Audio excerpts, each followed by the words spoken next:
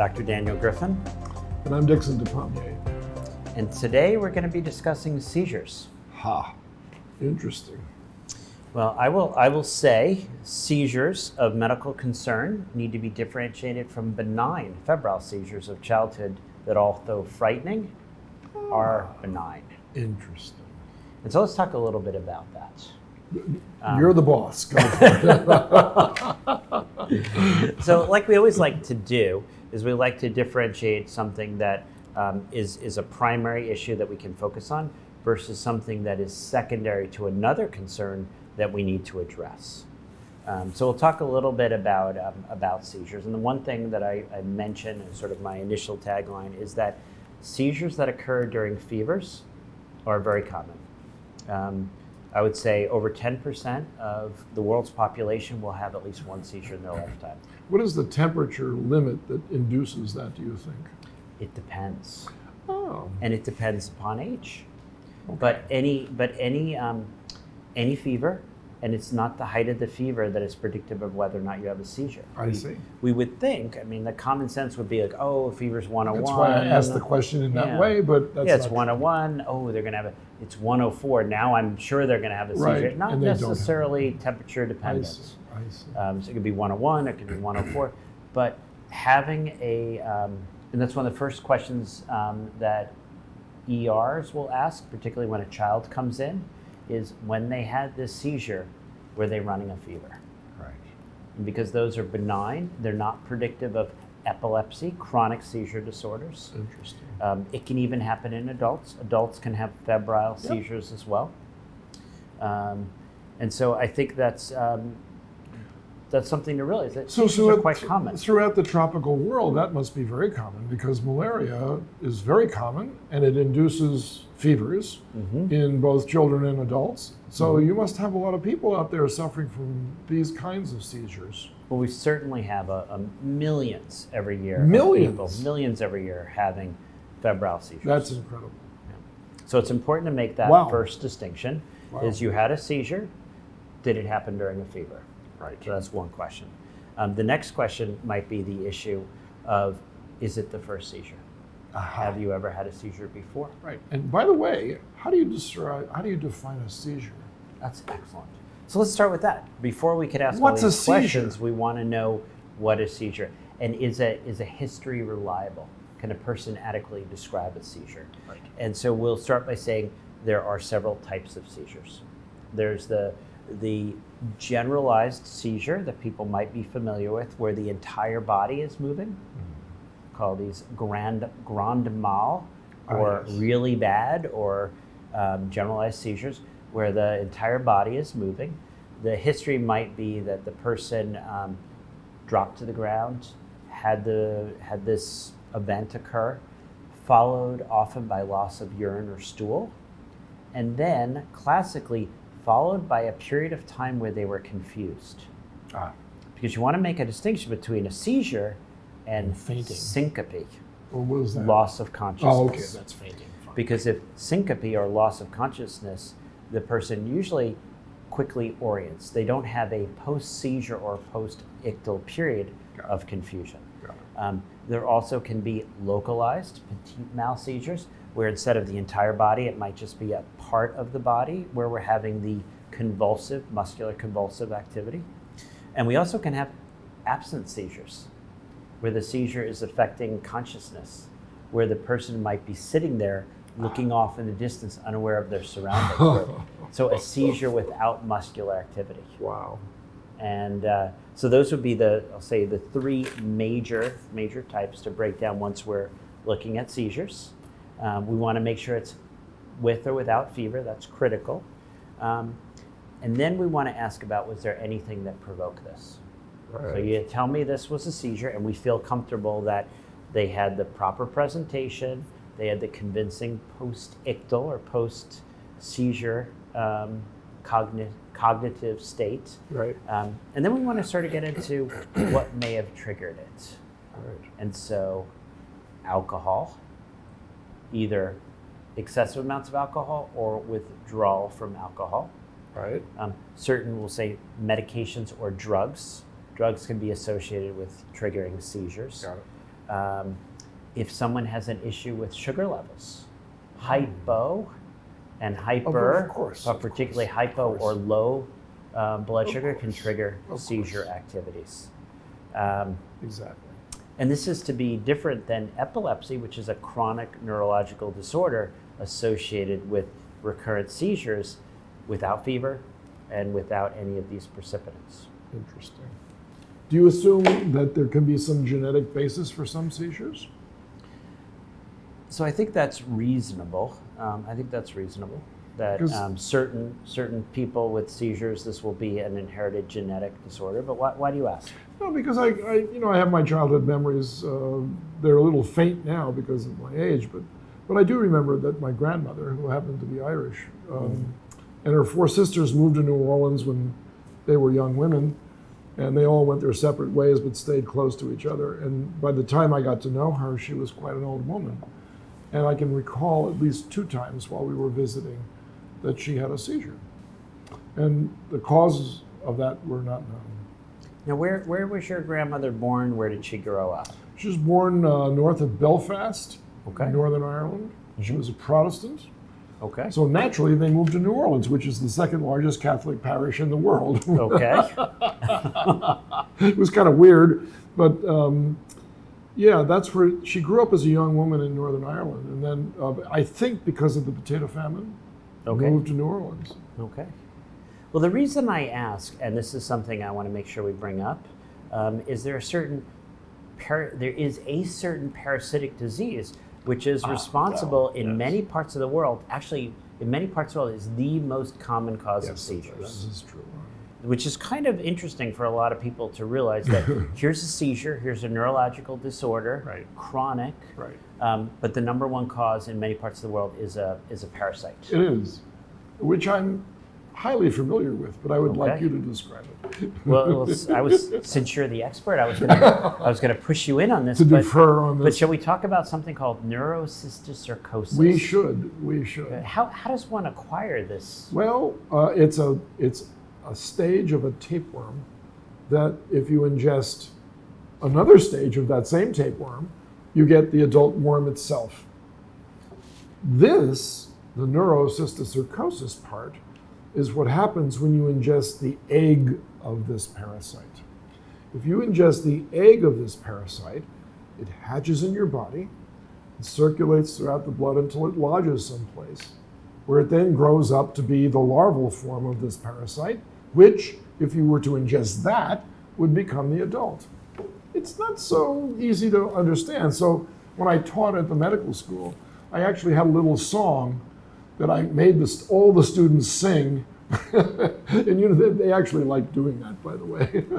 So, did you want to perform? Eat the egg, get the larva, eat the larva, get the adult. Eat the egg, get the larva, eat the larva, get the adult. If you remember that song, you will remember how this parasite is transmitted.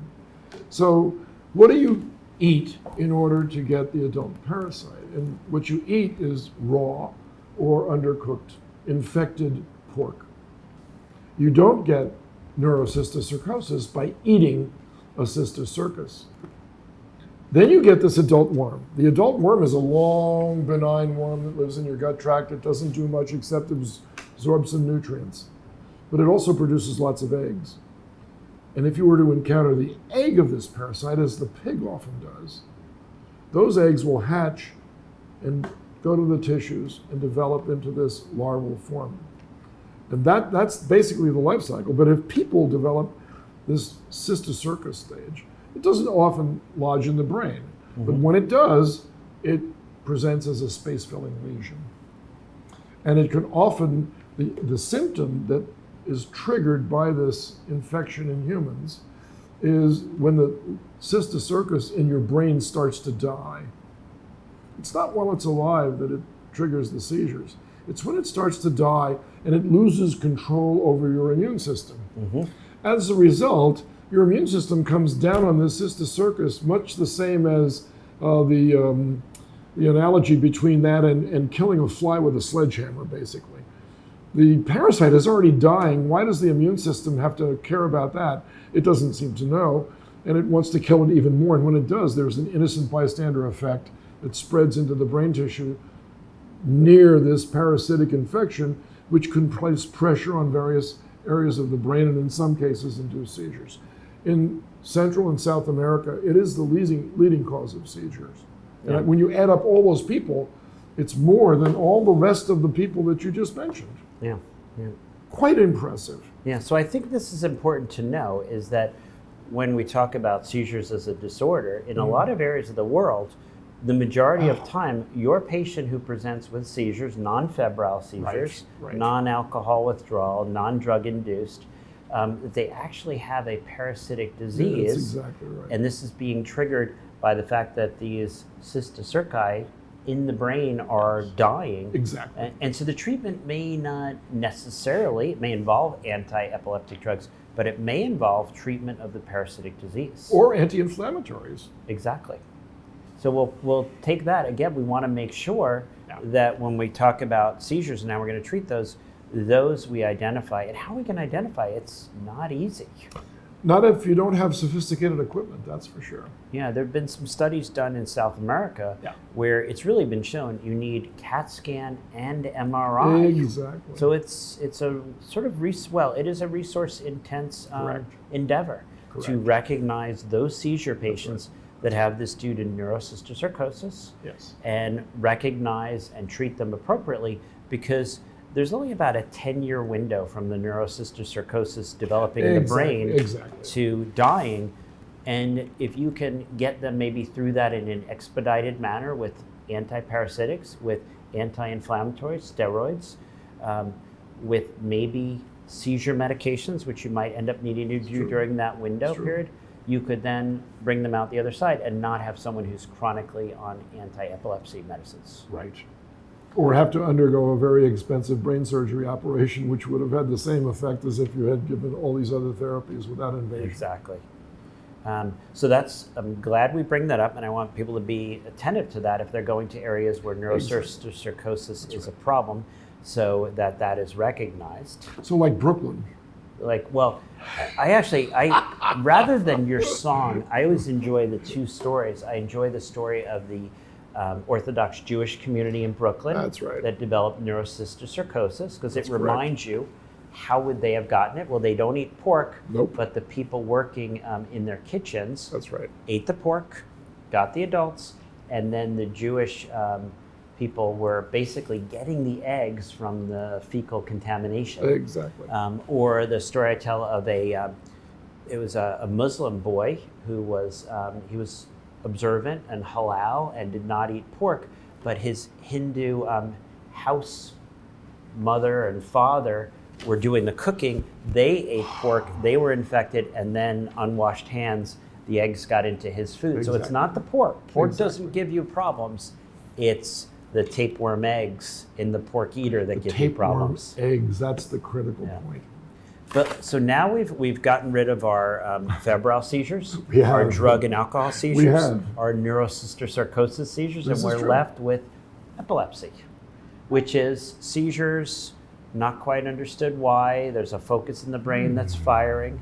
And what I'll say for most people that are treating these patients, it's usually good to have a neurologist involved for initiation of therapy. And it's then often that medicines are being renewed by non-neurologists. It's always nice to get a full workup, a really thorough neurological exam, rule out all these other causes. And then worldwide, one of the most common medicines used is carbamazepine. And this will be used in children as young as 5 to 11 years of age, and then adults greater than 18 all the way up. So allow me to try to stump you with something. Okay. Try to This distinguish. might be bad. No, it's a good question. I know you'll think it's a good question. I hope. Distinguish for me the difference between a seizure and a patient going into coma. Well, they're quite different. The coma is going to be a drop of the level of consciousness. Now, a seizure, and we're going to make a distinction, a seizure is going to be one of the three that I described. Now, the absent seizure is going to be like a coma. You can think of it as a loss of consciousness, but it's going to have a certain amount of duration to it. Right. It's going to be followed by a postictal. one of the challenges we have is our comatose or non-responsive patients who might be having seizures. Exactly. And in a resource-limited place, this could be challenging. If you have resources, often we'll actually do EEGs, electroencephalogram monitoring, to make sure that our non-responsive comatose patient is not in status epilepticus. So that is a concern. Let me talk a little bit. How are you going to diagnose your how are you going to dose your medicines in a resource-limited area? So I want to close by at least bringing this up. Sure. So we're probably not going to be drawing blood levels, and we probably don't need to be drawing blood levels. So one of the bits of advice that I'm gonna give people with regard to dosing seizure medications is you want to use the minimum dose that controls the seizures. And controlling the seizures may be a seizure once a year, maybe a seizure twice a year. You're going to have to adjust your thresholds. How do you know you're giving them too many medicines? If you give too much of a seizure medicine, person will start to develop nystagmus, which is a side-by-side jittering. So you have them move the eye to the extreme and see if they have nystagmus. So this allows you, without laboratory monitoring, to see, am I overdosing? Does the person start to get vertigo? Do they start to get dizzy, sedated, nausea? So you want to basically titrate down to the lowest dose that controls the seizures, and you want to avoid going too high and developing all these neurological side effects. So how do you keep young people from driving that has this syndrome? So in many areas of the world, this won't be a problem. but in areas of the world where there are cars and where the individuals might be driving, usually there are established local rules on how long past the seizure. And if someone's having a couple seizures a year, you've got to ask, is that going to be legal for them to drive? Exactly. So some areas require such good control of seizures that there's been no seizure activity in the last year. But you can imagine that doesn't necessarily rule out another seizure should they become a little sleep deprived, etc. That's right. So no, that's a big consideration in many parts of the world. Right. Okay. Good. All right. Well, thank you for joining us for our discussion of seizures. Yep. And we look forward to seeing you again. Seeing you next time.